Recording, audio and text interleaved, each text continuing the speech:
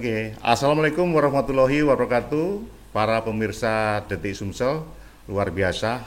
Hari ini kita kedatangan tamu yang juga luar biasa, Ibu Nandriani. Ya, Pak. Assalamualaikum. Waalaikumsalam, Bapak. Kita tahu bahwa di seluruh pelosok Kota Palembang ini beberapa hari yang lalu tersebar ini spanduk-spanduk baliho Ibu Nandriani.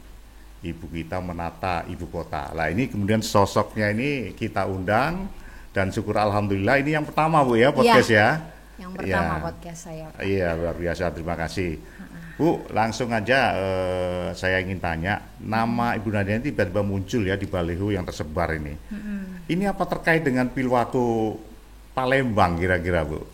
Iya, seminggu terakhir ini digegerkan dengan baliho, billboard dan spanduk yang bertuliskan ibu kita menata ibu kota ya Pak. Jadi memang itu adalah bagian dari strategi kami untuk bersosialisasi karena memang tujuannya untuk ke Pilwako atau Wawako di 27 November mendatang Pak. Gitu. Pilwako atau jadi tujuannya wako atau wawako Bu? Mungkin lebih spesifiknya Wawako Pak. Oh spesifiknya wawako wakil ya. wali kota ya. Baik, karena terhitung masih muda, kemudian menimba pengalaman berpolitik Bu ya. Iya benar Pak. Apakah maju Pilwako ini serius atau sekedar cek ombak kira-kira? Kalau misalkan dikatakan cek ombak mungkin tidak ya Pak. Karena kan memang dari masifnya baliho, billboard dan spanduk yang saya turunkan bersama tim, apalagi waktunya baru seminggu dan itu terlihat sangat bukti nyata, berarti kan itu keseriusannya sudah terlihat satu ya Pak. Kedua, ya saya sangat serius untuk maju di pemilihan nanti Pak, karena saya melihat ada kans di situ untuk saya gitu Pak. Ada kans. Ini nama kecilnya Bu Ii ya? Ii Nandriani. Pak, agak jauh dari Nandriani. Mungkin itu waktu panggilan kecil kali ya. Nandriani jadinya Ii gitu ya. Nah, kalau boleh tahu, ini apakah memang kok semangat berpolitik, apakah punya keturunan politik atau seperti apa kok bisa tiba-tiba ibu kemudian langsung terjun dan langsung mengarah ke calon wakil wali kota, seperti apa Bu I? Bisa diceritain? Mungkin gini Pak, kalau misalkan dari keluarga saya sendiri, orang tua itu tidak ada yang berpolitik, tapi memang saya sangat senang bersosialisasi dan berkegiatan. Jadi dari situlah lahir bahwa saya ini ada jiwa untuk berpolitik menurut saya gitu ya Pak. Jadi dari situ saya mencoba untuk belajar, oh begini loh rasanya. Dan saya kemarin di 2018 itu pernah mengikuti DPD Pak. Walaupun mungkin belum rezekinya kalau kata orang Palembang. Urutan keberapa waktu itu? 5 apa 6 gitu Pak. Yang terpilih 4. Hampir 300.000 suara Pak. Jadi itu kan, modal itu ya? Ya itu modal. Kota Palembang kemarin 60.000 hampir suara saya Pak. Jadi itu yang menjadikan saya acuan bahwa oh berarti saya punya modal nih untuk mencalonkan diri lagi. Benar. Gitu Pak. Wis luar biasa. Memang kalau lihat sosoknya Bu I ini pertama kali turun ke kantor Detik Sumsel, energik, orangnya masih muda dan kemudian gaya bicaranya juga spontan. Itu. Nah, Bu I. Udah akrab berarti nih Pak, kalau panggil Ii berarti sorry. akrab. Salah nggak kira-kira? Orang yang sudah bilang Ii berarti dia sudah akrab. Berarti hari ini silaturahmi kita sudah lebih dari masuk keluarga. Masuk Pak Eko nih jadinya. Masuk Pak Eko. Oke, dalam usia yang masih relatif muda, apakah Ibu tidak merasa kehilangan usia muda nanti? Karena sudah harus memikirkan kompleks ini, belum aja persoalan kota, tapi juga nanti persoalan politik kan luar biasa Bu. Iya benar. Seperti apa itu? Saya sendiri terpanggil Pak untuk menyelesaikan, membantu permasalahan di Kota Palembang. Karena pada intinya di sini saya tidak ada yang diuntungkan. Jadi saya merasa bahwa ini adalah keinginan diri saya untuk membantu orang sekitar saya ataupun masyarakat Kota Palembang. Saya tidak mau mengambil keuntungan apapun di sini. Itu yang perlu saya tekankan, Pak. Jadi nanti mungkin kalau saya terpilih pun saya tidak akan mengambil gaji saya, Pak. Jadi, luar biasa. Itu akan saya wakafkan untuk masyarakat Kota Palembang ataupun kebutuhan sosial nantinya.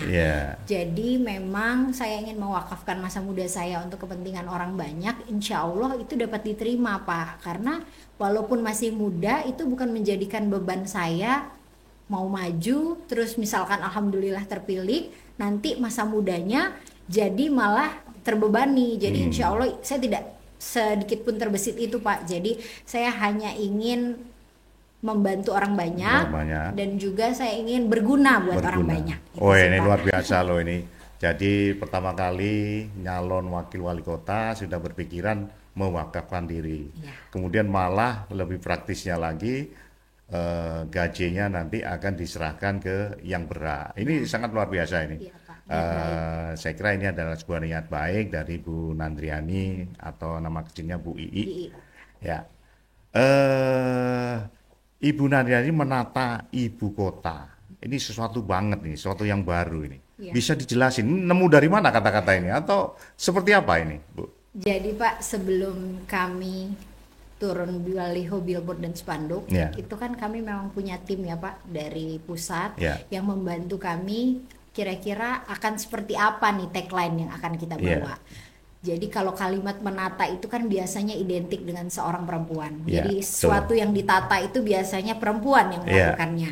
Nah, dan juga menata ini kan kalimat yang sederhana ya Pak, menyusun dan mengatur. Jadi saya mengolah kalimat itu dan saya bawa menjadi tagline saya. Insya Allah saya bisa menata Kota Palembang ini lebih baik lagi dalam segala aspek, baik itu infrastruktur, kebersihan, keamanan dan kenyamanan Kota Palembang. Itu sih Pak niat saya. Dengan berkoordinasi dengan wali kota. Wali kotanya bersinergi dengan wali kota saya nanti, gitu Pak. Nah, menurut Bu Ii, seharusnya Palembang itu seperti apa sih? Selama ini kan zaman Pak Alek dulu atau zaman wali kota yang lalu, Palembang ini sebenarnya diarahkan menjadi kota event karena ada Jakabaring Sport City, ada LRT, meskipun harus ditingkatkan lagi. Ada yang bilang ya ini gara-gara COVID atau apa. Tetapi ke depan seperti apa Bu? Kota event, metropolitan, Palembang Darussalam, apa yang dalam bayangan Ibu itu? Palembang ini kan kota metropolitan dan juga Palembang ini pernah menjadi kota internasional yang mana event-event dunia itu ada di kota Palembang ya Pak. Jadi sebenarnya hal tersebut harus dilanjutkan. Bagaimana caranya kita harus menggandeng pihak-pihak terkait dan juga bagaimana kita bisa berkoordinasi dengan kementerian, pertama Kementerian Pemuda dan Olahraga, Kementerian Perekonomian Kreatif. Nah dari situ kan kita bisa membangun tuh Pak, apa sih yang mau kita buat lagi karena kita sudah punya fasilitas sebelumnya. Jadi harus kita lanjutkan fasilitas itu, tapi tidak hanya serta-merta di situ saja. Kita harus memperbaiki juga infrastruktur yang ada 1.000 ruas jalan Kota Palembang dan di jantung Kota Palembang ataupun di pelosok yang harus diperbaiki. Dan juga permasalahan kompleks di Kota Palembang ini kan adalah banjir ya Pak. Nah, banjir itu apa sih langkah konkret yang harus kita lakukan? Itu bukan PR Pak, tapi harus benar-benar ada apa penyelesaian pastinya, bukan hanya sekedar membangun kolam retensi dan juga hilirisasi dari si aliran-aliran, tapi juga bentuk nyata yang memang benar-benar permasalahan atau masyarakat di Kota Palembang ini tuh mendapatkan sesuatu solusi Pak. Karena kan dari situ juga mereka ada yang sakit kulit ataupun penyakit demam. Nah itu kan permasalahan kompleks. Banyak lagi permasalahan Kota Palembang lainnya yang memang harus menjadi concern. Dan juga apalagi walaupun kita punya event-event dunia, kita harus mempunyai angkutan umum yang memadai ya kan Pak. Jadi itu semua kan harus duduk bersama nih kira-kira antara pemerintah kota dan juga masyarakat Kota Palembang harus sama-sama membangun citra Kota Palembang itu dengan baik. Tidak hanya pemerintahnya saja tapi masyarakatnya juga saling bahu-membahu. Begitu juga masalah banjir tadi, kalau misalkan Kota Palembang ini hanya diurusi oleh pemerintah tapi masyarakatnya tetap membuang sampah sembarangan dan juga got-got tetap banyak yang sampah kan itu kan sama aja bohong Pak. Jadi kita mengedukasi masyarakat bahwa ini loh yang harus dilakukan untuk Kota Palembang. Kota Palembang, gitu, Pak. Oh luar biasa ya. Jadi ini sekarang tanya lebih mendetil ke soal politiknya. Kira-kira melalui jalur independen atau partai politik, karena saya lihat dari sisi tampilan bolehlah kalau Ibu ini kan sudah dari kalangan yang mapan. Jadi kira-kira seandainya tidak dapat partai politik, apakah menempuh jalur independen atau seperti apa? Atau memang udah yakin mau ke partai politik kira-kira? Ya. Kalau misalkan begitu Pak, menurut saya sangat berniat diri untuk mendapatkan partai politik. Partai politik ya. Karena partai politik itu kan sudah mempunyai mesin sebelumnya Pak. Jadi kita sudah tahu nih kantong-kantong apa ataupun siapa-siapa yang bisa membantu kita untuk menggerakkan pemilihan ini gitu Pak. Jadi kan kita sudah tahu arahnya dengan jelas. Benar. Itu sih harapan saya kalau misalkan independen. Juga kayaknya penutupan KPU sudah dilakukan ya Pak, sudah selesai. Jadi mungkin saya berharap partai politik bisa bersama saya gitu Pak. Oke, mudah-mudahan ya. Iya, insya Allah. Kira-kira selama ini baru seminggu ini ya kira-kira. Tapi kan Pak, saya lihat sampai dibicarakan juga di pelosok-pelosok kota, kayaknya sudah pada mengenal semua nih sosok Nandriani ini. Nah, tapi kira-kira apakah sudah ada pendekatan dengan calon wali kota atau ada calon wali kota yang justru meminang atau seperti apa gambarnya Bu I? Jadi memang benar Pak, kan saya ini rencananya wakil. Jadi kan pasti kalau wakil harus ada pasangan wali kotanya. Kalau keran komunikasi itu sudah kami bangun, baik tim ataupun saya terhadap wali kota yang sekarang mau maju. Karena memang wali kota yang mau maju ini kan lumayan banyak ya Pak. Benar. Kami membangun komunikasi, tapi itu kembali lagi kepada nanti apa yang diputuskan oleh Allah Pak. Jadi saya rasa insya Allah apapun nanti yang terbaik buat saya itu sudah pantas untuk mendampingi saya. Tapi kami terus membangun komunikasi kira-kira apa nih peluang yang pas buat kami, saling intip kalau kata orang Palembang Pak. Jadi intip dulu ini Cak Mano, kami Cak Mano, kira-kira kayak gitu. Woi luar biasa ini, kayaknya jago intip ini ya.